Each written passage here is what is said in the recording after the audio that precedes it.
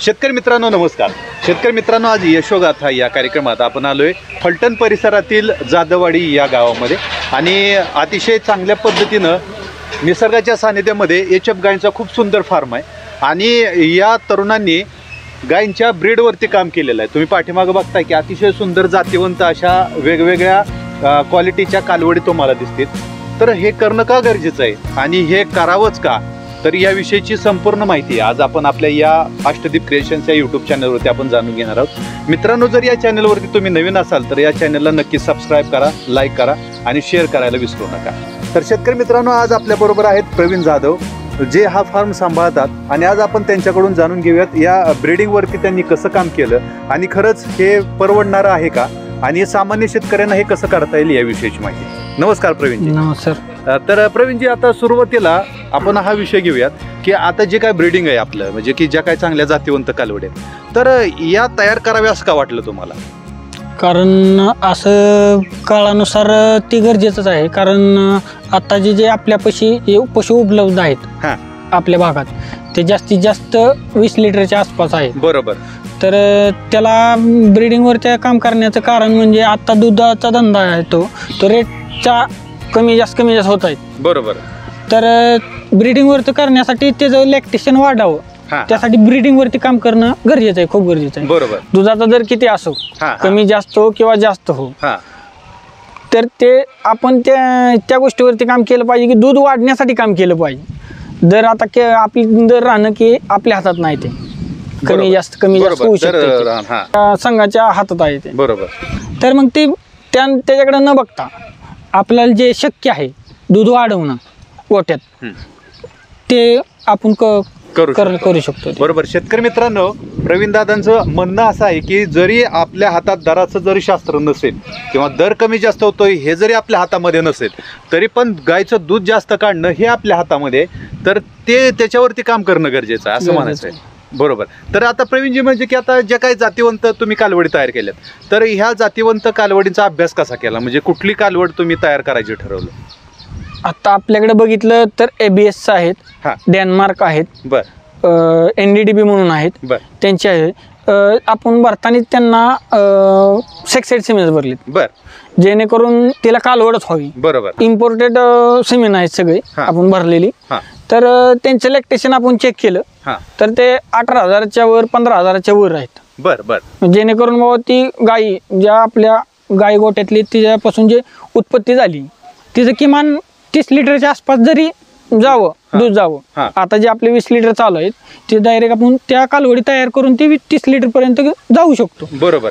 आणि त्यानंतर ज्या 30 लिटरच्या कालवड आहेत त्यांना जर तुम्ही ते 6 सिमेंट भरलं तर किमान ते 35-40 लिटरच्या आसपास जातात. बरोबर.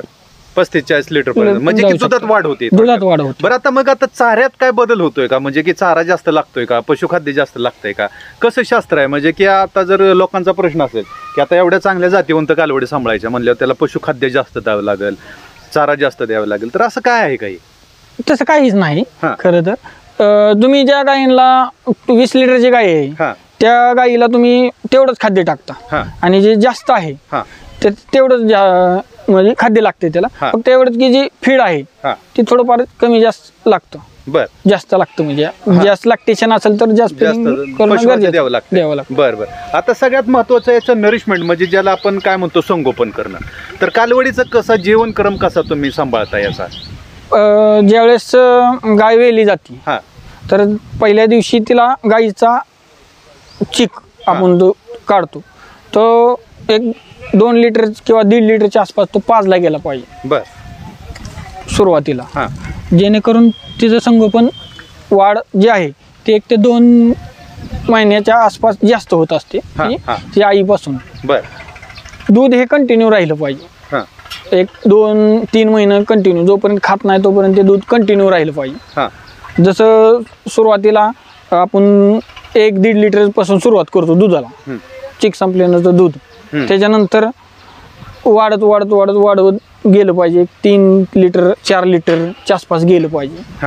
त्यानंतर पहिल्या महिन्यात 1 महिना पूर्ण झाल्यानंतर त्या कालवडीचं डिवर्मिंग करून घेतलं पाहिजे, म्हणजे जंताचं निर्मूलन केलं पाहिजे. त्यानंतर टप्प्याटप्प्यात म्हणजे दर महिन्याला 6 महिन्यापर्यंत किमान एक महिन्याला त्याचं डिवर्मिंग झालंच पाहिजे, जंत निर्मूलन झालंच पाहिजे. आता प्रवीण म्हणजे की आता जंत निर्मूलन हा एक मुद्दा आपण घेतलाय, तर किती गरजेचं वाटतं हे जंत निर्मूलन आणि हे शेतकऱ्यांनी कसं करावं? जंत निर्मूलन खूप महत्वाचा विषय आहे हा.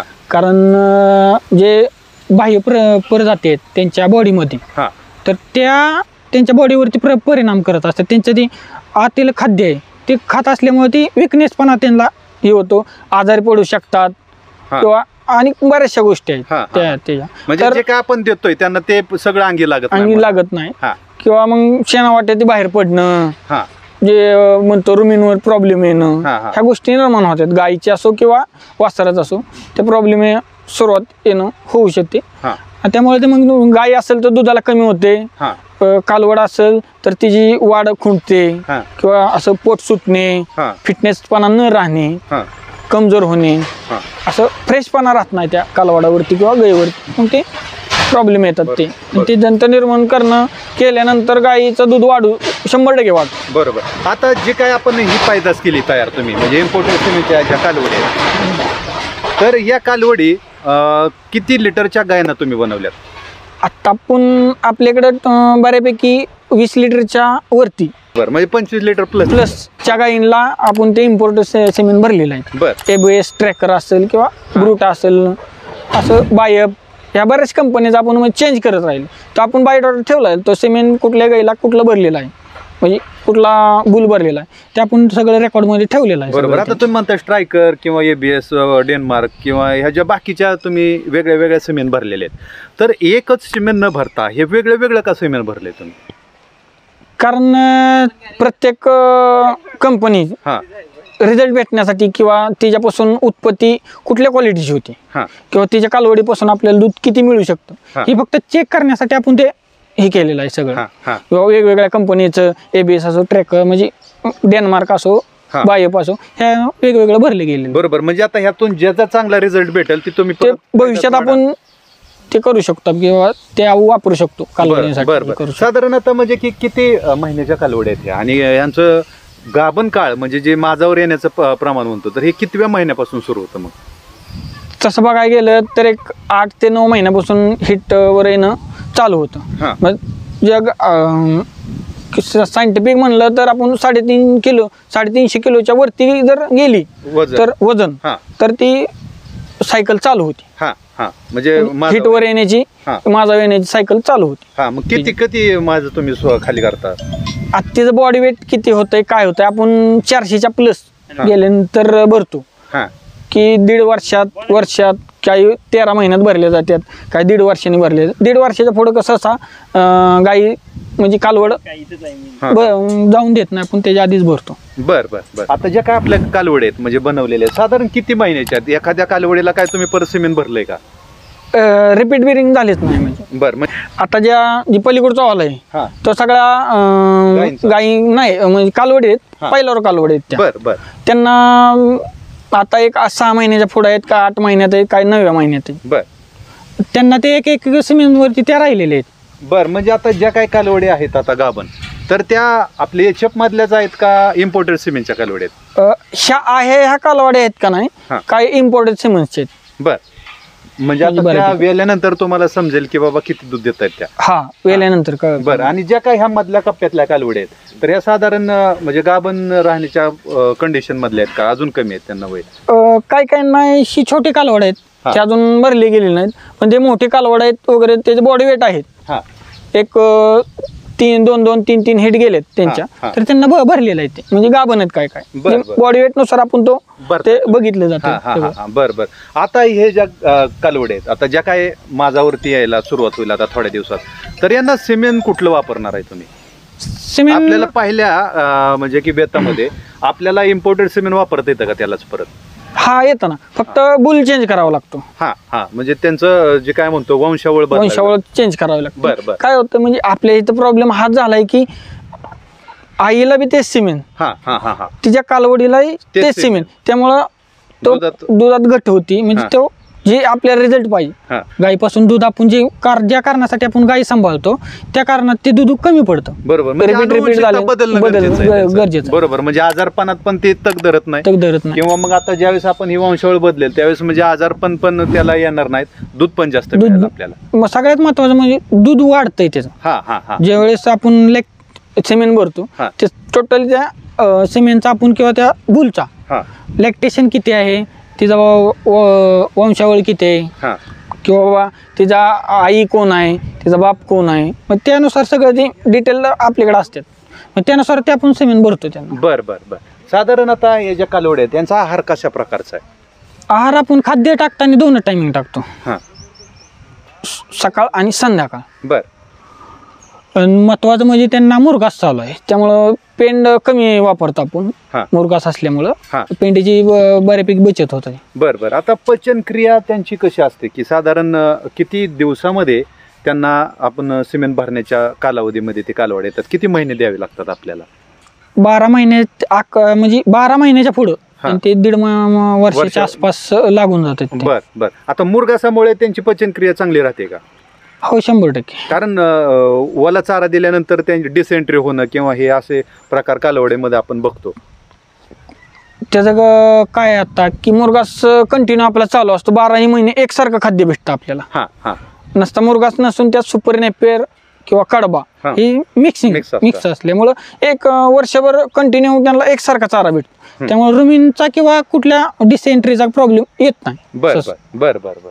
साधारण आता किती कालवड आहेत आपल्याकडे?